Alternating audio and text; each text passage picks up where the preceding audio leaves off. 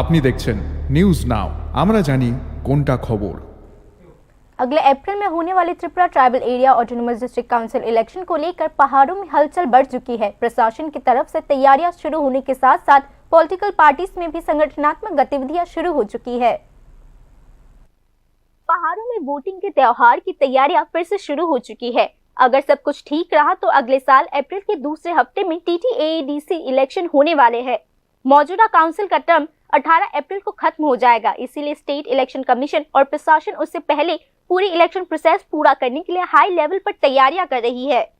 राज्य सरकार की तरफ से हाल ही में जारी किए गए नोटिफिकेशन के मुताबिक मनोज कुमार को TTAADC चुनावों के लिए इलेक्शन कमिश्नर और अनुराग सेन को कमीशन का सेक्रेटरी बनाया गया है। कुल 30 सीटों में से 28 पर वोटिंग होगा, बाकी 2 सीटें राज्यपाल द्वारा नॉमिनेटेड कैंडिडेट्स के लिए रिजर्व होंगे।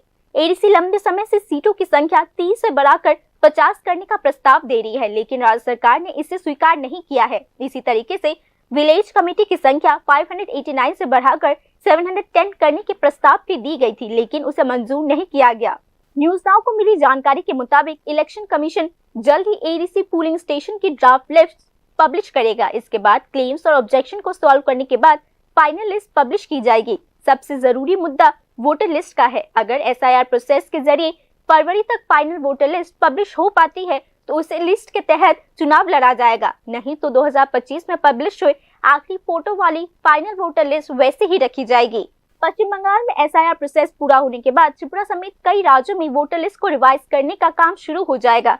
टिप्रामथा और IPFT ने मांग की है कि ADC इलेक्शन के साथ साथ विलेज कमेटी इलेक्शन भी कराए जाए। हालांकि विलेज कमेटी का टर्म बहुत पहले खत्म हो चुका है, लेकिन सुप्रीम कोर्ट में चल रहे केस की वजह से इलेक्शन रुका हुआ है। आखिरी फैसला आने तक कमीशन विलेज कमेटी इलेक्शन के लिए कोई भी पहल नहीं कर पा रही है।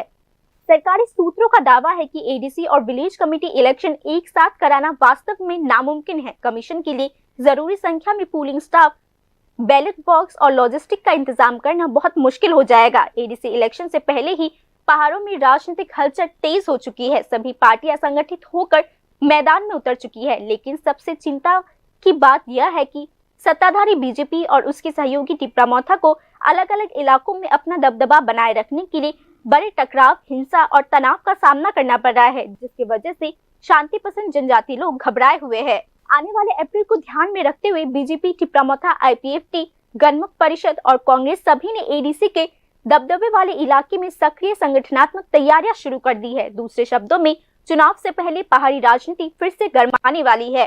Bureau report, news now.